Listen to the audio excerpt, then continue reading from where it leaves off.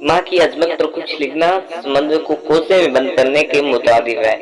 माँ शफकत, खलूस, बेलूस, मोहब्बत और कुर्बानी का दूसरा नाम है। माँ दुनिया का वो प्यारा लफ्ज़ है जिसकी सोचते ही एक मोहब्बत, ठंडक, प्यार और सुकून का एहसास होता है। इसका साया हमारे लिए ठंडी छांव की मांद है। चिलचिलाती धूप में इसका दस्ते शफकत शिजरे सायादार की तरह सबान बनकर औलाद को सुकून का एहसास दिलाता है।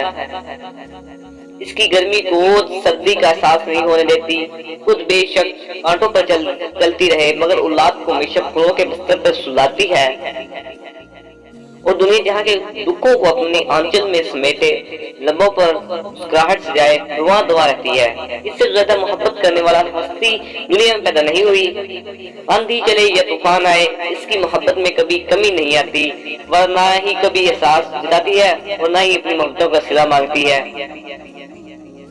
बल्कि बेगर्ज होकर अपनी मोहब्बत औलाद पर निछावर करती रहती है।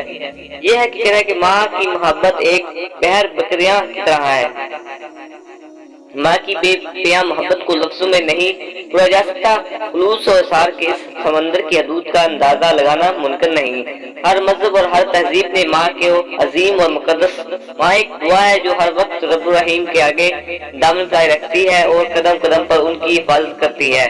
खुदा ने इसके अजीम तरह होने की पहचान इस तरह करवाई है कि इस अजीम हस्ती कदमों तले जन्नत खड़ी।